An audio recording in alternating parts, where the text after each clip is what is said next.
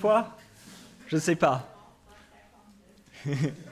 Mais bienvenue dans cette communauté et j'espère que vous vous sentez bienvenus. Et ce n'est pas moi qui peux faire la tour de tout le culte. Nous sommes une communauté, donc regarde autour de vous. Regarde autour de vous. Regarde les autres. Et à la fin, rappelle à dire bonjour, à accueillir les autres.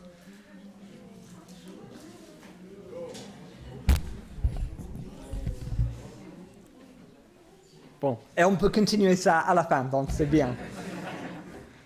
Je vais raconter une petite histoire sur moi, et après on va concentrer sur Jésus, parce qu'on voit que Jésus est tout. Et je commence avec une petite histoire, comme ça vous me connaissez un petit peu mieux. Donc, pour ma lune de miel, il y a 18 ans, j'ai voulu emmener Hélène, la dame là-bas, aux Maldives. Les Maldives, c'était plutôt une vacances de rêve pour moi, mais c'était bien pour elle aussi. Je rêve des beaux temps, l'eau tropicale, les tortues, les poissons multicolorés. Et j'ai passé des heures et des heures et des heures de recherche pour trouver l'île parfaite. Et j'ai mis mon argent de côté pour ces vacances de rêve. J'ai trouvé une super île, mais fuchsie. Mais fuchsie, voilà. Et j'étais si content parce que c'était parfait. J'ai acheté les billets d'avion et réservé notre place sur cette île. Le jour de notre mariage légal à la mairie arriva. Ce matin-là, j'ai reçu un petit appel de l'agence de voyage avec laquelle j'avais réservé. Il y avait un problème. Nous sommes allés rapidement chez l'agence. On est monté dans la voiture. Allez, Hélène, dans la voiture, go, go, go! On a conduit rapidement à l'agence. Rappelez-vous que c'était le jour de notre mariage légal. Le mariage à l'église était le lendemain. À l'agence, ils nous ont expliqué qu'il n'y avait pas de place sur l'île pour nous. Oh. Après avoir cherché pendant des heures, je dois admettre que j'étais un peu gêné là. Mais tu n'étais pas perdu. Ils avaient des places sur notre île qui s'appelle Alimata. Le nom est moins joli que Mefushi. Alimata, Mefushi.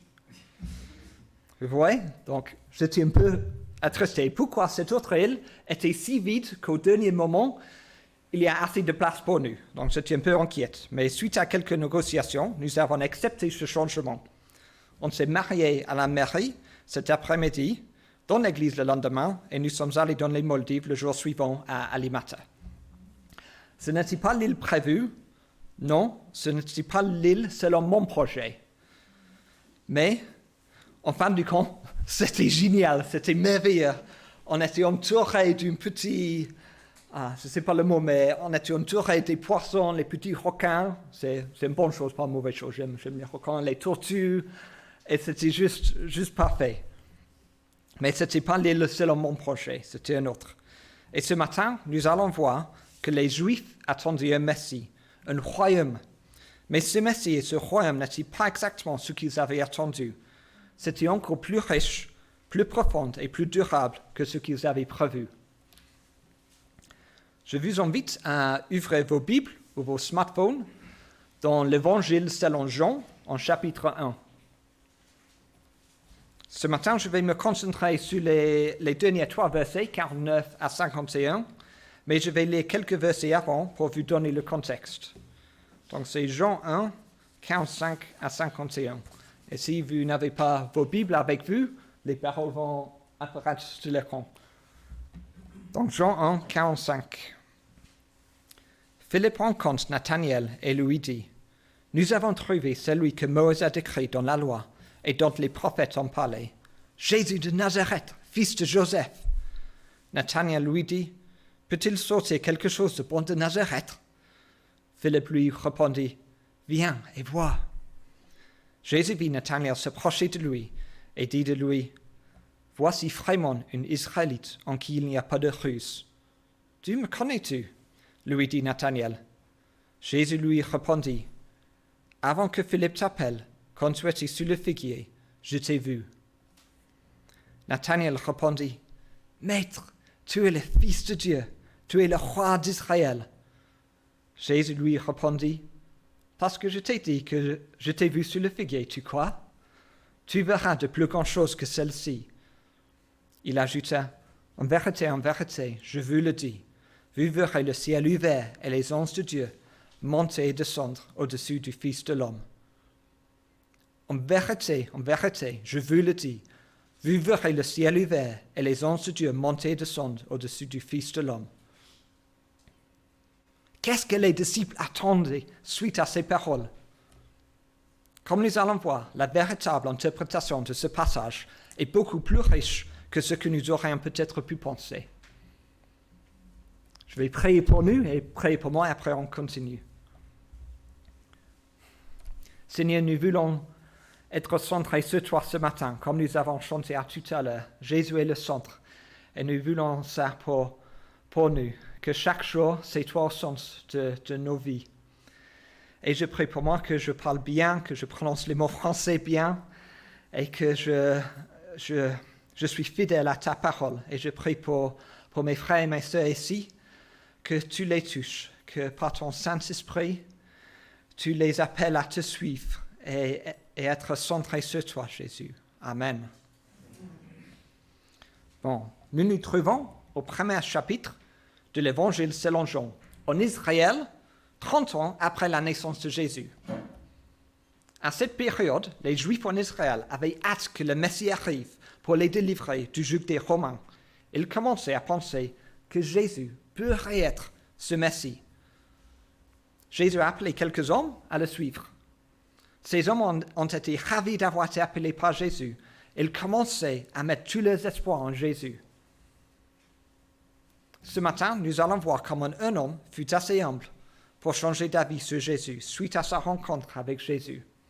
Comment il a désigné Jésus comme étant le Fils de Dieu et roi d'Israël. Et comment Jésus a répondu, parlant du ciel ouvert et des anges de Dieu monter et descendre au-dessus du Fils de l'homme. Donc, première partie, assez humble pour changer d'avis. Nous avons lu de l'histoire de Philippe et Nathanaël. Donc, Nathanaël est l'un des hommes qui était avec Jésus, un de ses premiers disciples. Comme nous avons lu, Nathanaël vient de rencontrer Jésus. Et il était d'abord un peu cynique, parce que Jésus ne correspondait pas à ses attentes. Car Jésus, il vient de Nazareth. Et Nathanaël pense, Nazareth, c'est le pire endroit du monde. Donc il dit, comment quelque chose de bien peut sortir de Nazareth?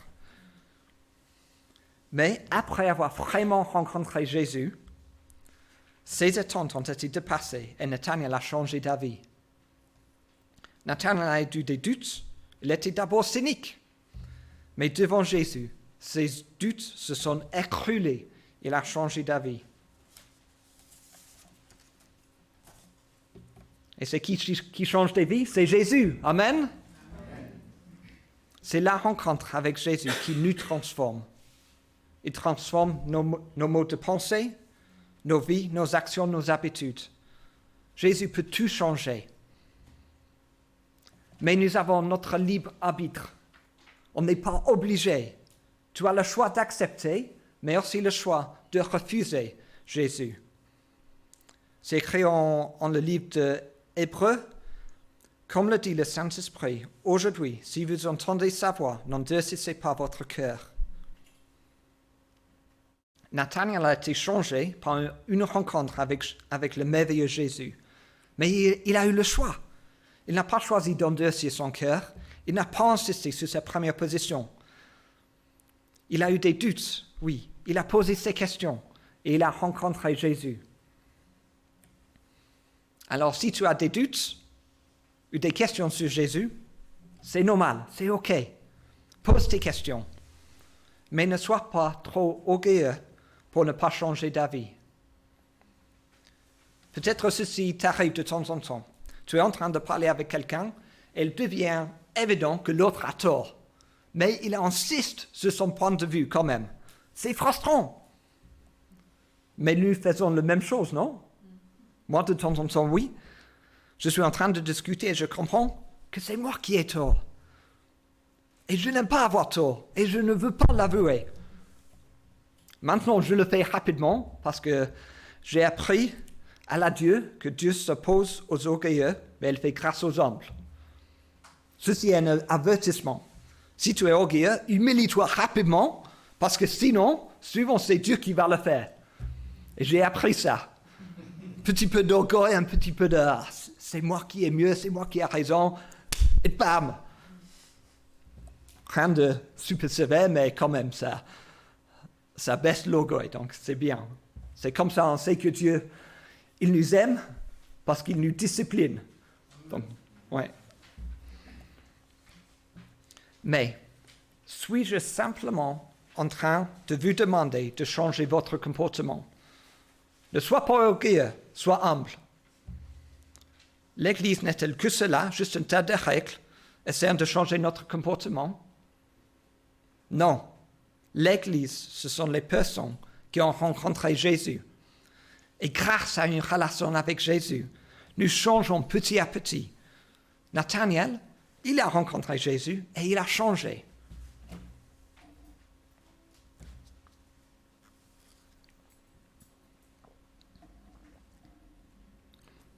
Et c'est un changement énorme, parce que d'abord, Nathanaël, il est cynique. Il ne croit pas en Jésus. Mais après, je ne sais pas, 2 minutes avec Jésus, il déclare, « Maître, tu es le Fils de Dieu. Tu es le roi d'Israël. » Wow, quel changement! 2 minutes avec Jésus? Mais qu'est-ce que ça veut dire, le Fils de Dieu, roi d'Israël? Mais c'est assez évident. Et l'évangile selon Jean, c'est super, parce qu'au début, ça donne comme un petit résumé, et il approfondit le début plus tard. Donc en Jean chapitre 10, vous pouvez voir que les Juifs vont comprendre Fils de Dieu comme une déclaration de divinité. Donc quand on dit Jésus est le Fils de Dieu, ça veut dire il est divin, il est Dieu. Donc Nathanaël, il vient de dire que Jésus est comme Dieu et qu'il est le roi du peuple juif. Et comment Jésus va-t-il répondre à cette déclaration? Parce que est-ce que c'est vrai ou faux? Est-ce que Jésus va affirmer cette déclaration? Va-t-il le nier? Non. Il va élaborer et approfondir cette déclaration. Parce que souvent on peut dire quelque chose, on peut croire quelque chose, mais c'est partout, c'est une partie de la vérité. Et ici, Jésus, il approfondit les choses pour élaborer ce que Nathanaël a déclaré. Et nous allons concentrer sur ça maintenant. On va parler du ciel ouvert et les anges de Dieu, parce que c'est peut-être pas évident. Donc je vais relire versets 50 et 51. Jésus lui répondit, « Parce que je t'ai dit que je t'ai vu sur le figuier, tu crois? Tu verras de plus grandes choses que celles-ci. » Il ajouta, « en vérité, je vous le dis. Vous verrez le ciel ouvert et les anges de Dieu monter et descendre au-dessus du Fils de l'homme. » Je ne sais pas si vous avez remarqué, mais Jésus s'adresse à tous. Il commence, d'abord il est en train de parler avec Nathanaël, et il utilise tu, mais maintenant il utilise vous. Alors quand Jésus dit « Vous verrez le ciel ouvert et les anges de Dieu monter et descendre au-dessus du Fils de l'homme », ce n'est pas un événement privé uniquement pour Nathanaël dont il parle. Mais c'est quoi exactement? Pour nous Français et Anglais et les autres, ce verset n'est pas du tout clair. Mais si vous étiez les Juifs de cette période, vous l'aurez interprété assez facilement. Pour eux, c'était évident que Jésus parlait du passage de Genèse 28, l'échelle de Jacob. Et comme nous allons le voir, le ciel ouvert, les anges de Dieu n'est pas un simple événement merveilleux, c'est une rencontre avec le merveilleux Jésus. Alors, l'échelle de Jacob, je vais vous raconter l'histoire. Petit rappel, Jacob est le fils d'Isaac et le petit-fils d'Abraham. Il est aussi le papa des 12 tribus d'Israël, Ruben, Simeon, Lévi, Judas, Joseph et les autres. Les événements dans cette histoire se passent environ 2000 ans avant la naissance de Jésus-Christ. Et notre histoire commence dans le sud d'Israël, dans le foyer de Jacob, chez lui. Mais Jacob est parti de son foyer à la recherche d'une femme, dans la famille de son oncle qui habite dans le sud de la Turquie. C'est comme s'il partait de Montpellier à pied et qu'il marchait jusqu'à Calais pour retrouver son oncle, et pour trouver une femme. Parce que les hommes, nous faisons les choses un peu fous pour trouver une femme. Donc, Jacob n'était pas différent. Et heureusement, en ce cas, c'était selon la volonté de Dieu aussi. Ce n'était pas juste un truc fou. Et rappelle, il était tout seul, sans GPS, sans code postal. Après environ 10% de ce voyage redoutable, Jacob se trouve dans le nord d'Israël, où il se coucha, utilisant une pierre comme oreiller. Now, une pierre comme oreiller, je peux voir les mains levées des gens qui utilisent une pierre. Non, moi non plus. Mais à cette période, une pierre pour oreiller était le bon choix, et je vais vous expliquer pourquoi. Si vous deviez dormir dehors avec une oreiller moderne, vous vous réveilleriez avec des bêtes dans votre oreiller qui mordent votre visage. Alors une pierre propre, saine, taille bien pour la tête, c'était le bon choix. En préparant cette prédication, j'ai vraiment pris à cœur cette histoire des oreillers, car j'ai fait un rêve horrible d'asticots dans mon oreiller, dans mes oreilles, dans mon lit, sur les murs. J'ai vu dans mon rêve les asticots qui grimpent sur les murs. Et quand je me suis réveillé, j'ai constaté que c'est une image de la vie. Si nous ne bâtissons pas nos vies sur le vrai rocher, sur Jésus, nos idées deviendront purées, comme remplies des asticots. Donc nous devons construire nos vies sur le rocher, sur Jésus. Sinon, nos vies deviennent purées. On revient vers Jacob. Jacob est tout seul, rappelle, au milieu de nulle part, dormant probablement par terre, avec un voyage énorme devant lui. Il ne sait pas exactement le bon chemin, il était sûrement soucieux et craintif. Et c'est dans ce contexte difficile, que Dieu le rencontre avec puissance. Jacob dort, et il revêt d'anges qui montaient et descendaient sur une échelle, entre le ciel et la terre où il était couché. Et l'Éternel lui parle du sommet de l'échelle. L'Éternel lui parle. Pour moi, c'est suffisant. Je n'ai pas besoin des anges si j'ai l'Éternel qui me parle. Alors pourquoi il y a les anges dans cette histoire? C'est parce que l'ange signifie messager, envoyé.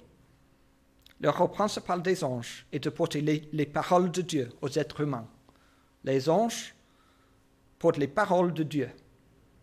Mais si vous lisez le début de Jean chapitre 1, vous verriez que Jésus est la parole de Dieu.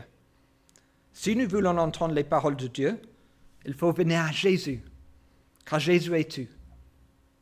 Je ne dis rien contre les anges. Les anges existent bien sûr et ils peuvent nous donner les messagers. Mais Jésus d'abord, l'Éternel d'abord, on peut entendre la voix de Jésus.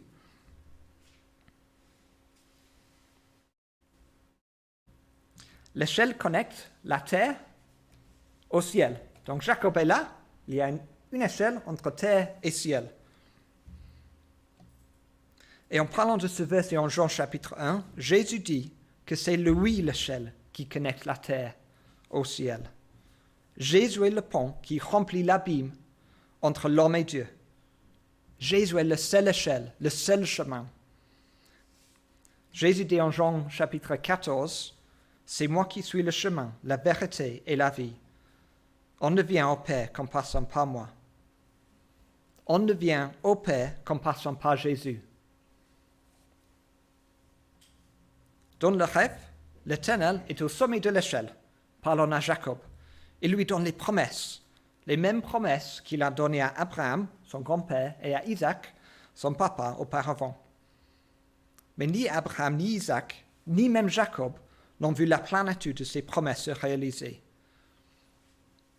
Si Dieu t'a donné des promesses qui ne sont pas encore accomplies, ça peut être difficile, non? Parce que tu dis, mais Dieu, j'ai attendu si longtemps. Et on peut devenir amer. Mais tiens bon, ne deviens pas amer. Sois patient en attendant activement avec toi, en faisant confiance à Jésus. Je donne un exemple. Donc, nous voulons voir le royaume de Dieu à Babylone. Jacob était dans la terre d'Israël et Dieu a lui donné les promesses. on habite à Boulogne, c'est notre terre. Et on veut voir le royaume de Dieu ici. On veut voir les gens qui tournent à Jésus, qui ont les vies complètement changées, être libérés de les péchés, être libérés de les choses mauvaises, les comportements mauvais, être remplis du Saint-Esprit, être juste remplis de Dieu. Mais qu'est-ce qu'on va faire? On va pleurnicher qu'on a les chaises vides? On va faire rien? Non, on attend activement. Donc, un petit exemple de ça, un petit groupe de nous, hier, nous sommes réunis ici, on a prié et on est allé dans les rues pour partager notre foi. Et c'était bien, c'était un petit début. Mais on attend activement. Parce que si Dieu est vrai, si Christ est vraiment ressuscité, mais il faut le partager. Alors, ce rêve de Jacob. Dieu parle à Jacob et lui donne les promesses concernant la terre où il est couché, que lui et ses descendants très nombreux seront les héritiers de cette terre, et que toutes les familles de la terre seront bénies en sa descendance. Mais sa descendance, c'est plusieurs ou c'est un? Cette bénédiction parle de Jésus, ça parle de un. Jésus est l'accomplissement des promesses faites à Jacob. Jésus, en racontant l'histoire de l'échelle de Jacob, dit de lui-même qu'il est l'accomplissement des promesses. Et si vous n'êtes pas sûr, allez lire Galates 3,16, qui dit « Les promesses ont été faites à Abraham et à sa descendance. Il n'est pas dit « et aux descendances » avec un S, comme s'il s'agissait de plusieurs, mais c'est d'une seule qu'il s'agit, à ta descendance, sans S, c'est-à-dire à Christ. Les promesses données aux ancêtres juifs il y a 4000 ans sont accomplies en Jésus et sont valides pour nous aujourd'hui. Jésus est tu. Vous n'avez pas besoin de regarder ailleurs. Tu es trouvé en Jésus. Ce qui est intéressant est que cette bénédiction donnée à Jacob dans son rêve est la même bénédiction qu'il a reçue de son père, Isaac, quelques jours auparavant. Donc si vous lisez Genèse 28 et 27, vous allez voir que les promesses dans le rêve, c'est plus ou moins exactement le même que Isaac a donné à son fils Jacob quelques jours auparavant. Et peut-être que la bénédiction donnée par Isaac aurait été suffisante. Mais dans sa grâce, Dieu répète cette bénédiction, ses promesses directement à Jacob. Quel honneur! La bénédiction donnée par Isaac auparavant a été validée par un rêve de Dieu. Et vous, avez-vous reçu des promesses de Dieu? Quelles promesses? Peut-être en lisant la Bible, peut-être pendant un moment de la prière, par les paroles des autres chrétiens, par un rêve peut-être. Je nous encourage à être ouverts à la voix de Jésus. Ne nous limitons pas et testons ce que nous pensons avoir reçu par les autres moyens d'entendre Jésus. Je vous donne un exemple. Une des premières promesses que j'ai reçues de Dieu a été donnée quand j'avais 16 ans. C'était pendant que je suis une formation pour devenir membre de mon église d'enfance. Et pendant cette réunion, le pasteur a prié pour moi, et pendant que le pasteur de mon église priait pour moi, il a eu une image d'un panneau. Il a senti que j'indiquerais aux gens le chemin vers Jésus. Donc c'était comme un panneau qui dit « Allez, vers là !» Il a dit ça pour moi. Mais ceci est évident, c'est déjà dans la Bible. À la fin du Matthieu 28, Jésus dit « Allez, faites de toutes les nations des disciples, les baptisant au nom du Père, du Fils et du Saint-Esprit, et enseignez-leur à observer tout ce que je vous ai prescrit. » Et ceci n'est pas seulement une promesse pour moi d'indiquer la voie vers Jésus. Nous sommes tous appelés à le faire. Alors en principe, je n'aurais pas eu besoin de cette parole, cette image de panneau donnée par ce pasteur, parce que c'était déjà évident dans la Bible. Mais par la grâce de Dieu, il m'a donné ce mot pour m'encourager. Et j'ai gardé cette parole dans mon cœur. Et grâce à ça, j'ai vraiment agi selon cette promesse qui était déjà dans la Bible, mais ces mots m'ont beaucoup encouragé et m'aidé. Et c'était la même chose pour Jacob. Les promesses données dans son rêve sont les mêmes qu'il avait reçues de son père Isaac quelques jours auparavant. En se réveillant, Jacob a dit, « C'est certain, l'Éternel est dans cet endroit, et moi, je ne le savais pas. » Et c'était le cas pour les Juifs autour de Jésus. L'Éternel était parmi eux. Ils ne le savaient pas. Quelle tristesse! Les Juifs, ils attendent le Messie. Ils attendent. Et Jésus est venu. Et Jésus est là, et les Juifs attendent le Messie. Et ils ne reconnaissent pas Jésus. Enfin, ils ont tué. Mais quelle tristesse! Le Messie était parmi eux. C'était aussi le cas pour les disciples de Jésus au début. Ils ne savaient pas que Jésus était Dieu au début. Mais en passant du temps avec lui, ils ont compris que Jésus est le Maître, le Fils de Dieu et le Roi d'Israël, comme nous l'avons lu tout à l'heure. Et Jésus est parmi nous. Le savez-vous? Mais en chrétien, je ne sais pas. Souvent, nous faisons un bon travail à cacher Jésus. C'est dommage. Pourquoi quand nous marchons dans les rues, je n'ai pas les gens qui viennent me dire « Mais tu es différent. Pourquoi tu es différent ?» Mais non, malheureusement, j'ai bien caché Jésus de temps en temps. Donc, j'aimerais que nous soyons transformés, que grâce à ce que Jésus a fait dans nos vies, nous sommes transformés. Donc, je nous encourage à passer du temps avec Jésus, parce que c'est lui le bon berger, c'est lui, Dieu, c'est lui avec qui nous devons passer du temps. Donc, je nous vraiment encourage à le faire, à être transformés par lui.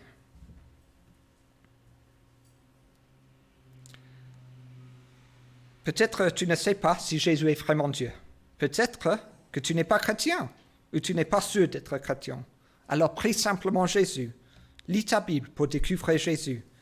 Et tu peux parler avec tous ceux qui croient en lui dans cette église. Nous serons ravis de t'aider à découvrir Jésus. Moi j'ai soif.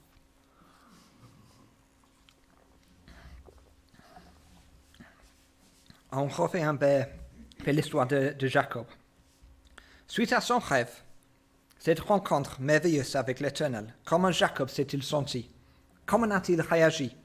Est-il devenu orgueilleux? S'est-il vanté, pensant qu'il est meilleur que les autres grâce à son expérience merveilleuse? Non, loin de là. Il a eu peur.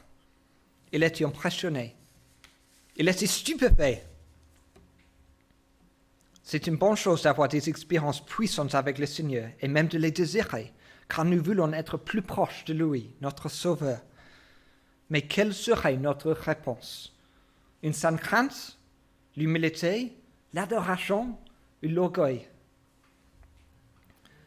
Récemment, quand j'ai prié, j'ai eu peur, parce que si Jésus se révèle à moi avec puissance, qu'est-ce qu'il va me demander?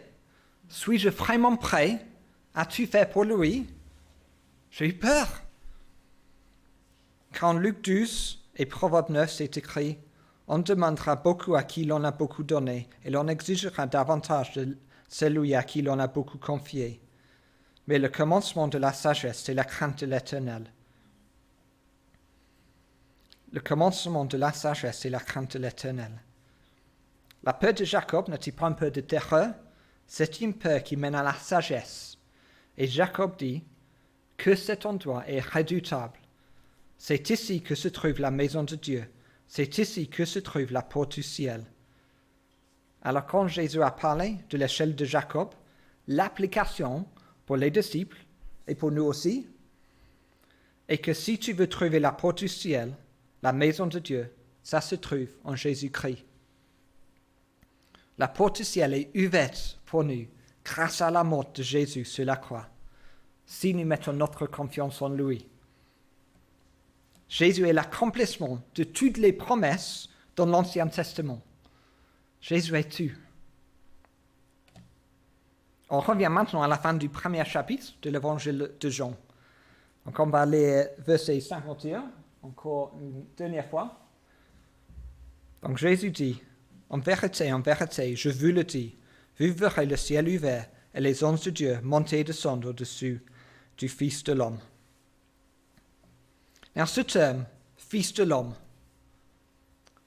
je le trouve un peu étrange parce que mon père est un homme, alors je suis un fils d'homme. Et vous êtes les fils et les filles des hommes. Oui, donc pourquoi on utilise ce terme?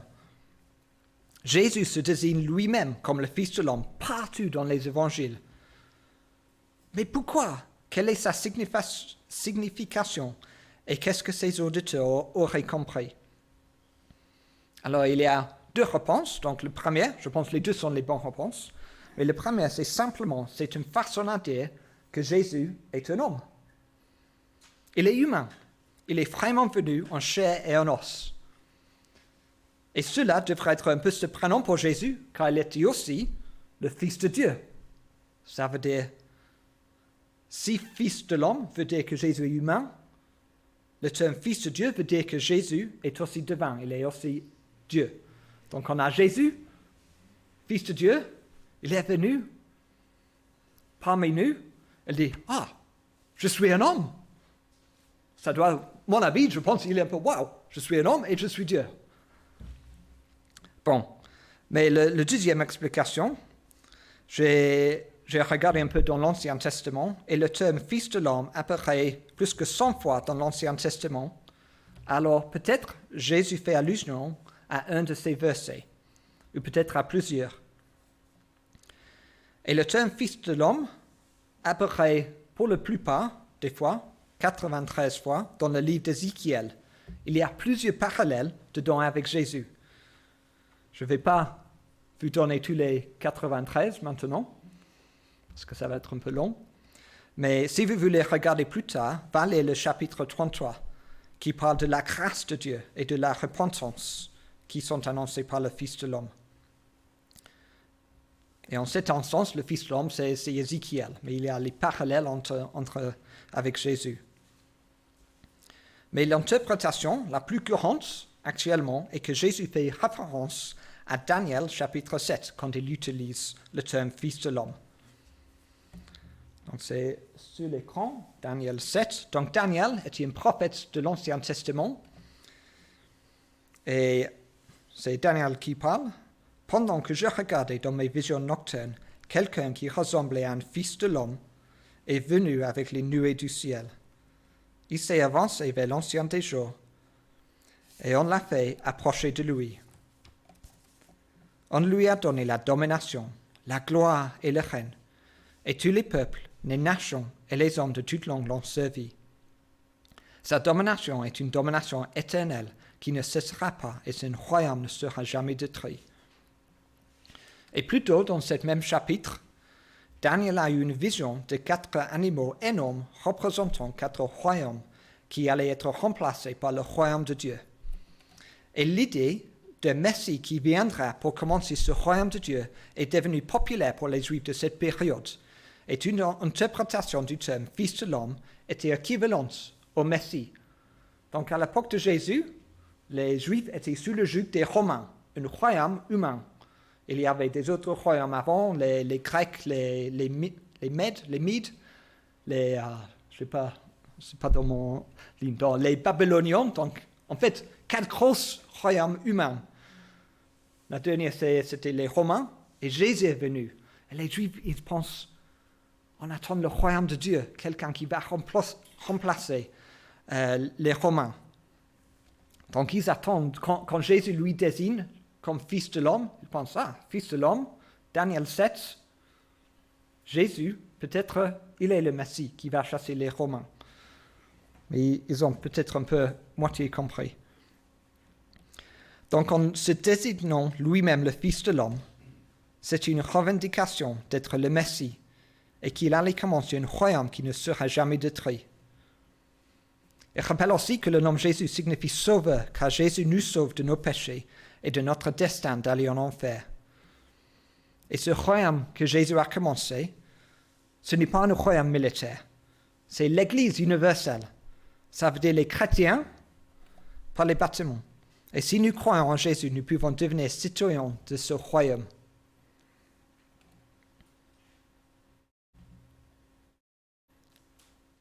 Pour terminer, je vais résumer. Peut-être que tu as déjà reconnu que Jésus est le Fils de Dieu, le Messie. Mais sinon, es-tu assez humble pour changer ta vie, comme Nathanaël l'a fait, pour regarder si Jésus est vraiment celui qu'il affirme être? Car Jésus affirme être le Fils de Dieu, Dieu même. Il affirme être l'échelle entre la terre et le ciel, entre Dieu et l'homme. En lui, nous trouvons la porte du ciel. Son royaume a déjà commencé il y a 2000 ans. Mais c'est clair que ce royaume n'est pas un royaume militaire, non. C'est un royaume où il faut être assez humble pour entrer, assez humble pour changer d'avis, d'admettre que tu as tort et demander le pardon pour tes péchés. Et ce pardon est trouvé seulement en Jésus, qui est le seul chemin, la seule échelle vers Dieu. Car Jésus est tout. Question. Es-tu déjà entré dans ce royaume? Sinon, veux-tu en savoir plus? Et si tu veux en savoir plus, parle avec celui avec qui tu es venu. Ou viens parler avec moi. Je serai ravi de t'aider avec tes questions. Comme j'ai dit au début, on est en communauté, on veut nous entraider dans notre chemin avec Jésus. Si c'est le début du chemin ou le milieu ou presque la fin. On est les amis, les frères et les sœurs ensemble pour marcher ensemble avec Jésus. Et pour nous qui avons déjà mis notre confiance et notre espérance en Jésus, avons-nous gardé notre première humilité de repentance? Ou sommes-nous devenus orgueilleux? Humilie-toi chaque jour. Est-ce que nous utilisons cette échelle vers Dieu chaque jour aussi? Venons-nous à Dieu, vers Jésus, par le Saint-Esprit chaque jour? Et sommes-nous prêts à aider les autres à venir à Jésus? Alors venez à Jésus. Si tu es déjà chrétien, viens à lui encore aujourd'hui. Et si tu n'es pas chrétien, viens à lui aujourd'hui pour la première fois. Je vais prier après, on va chanter pour avoir un moment de réflexion.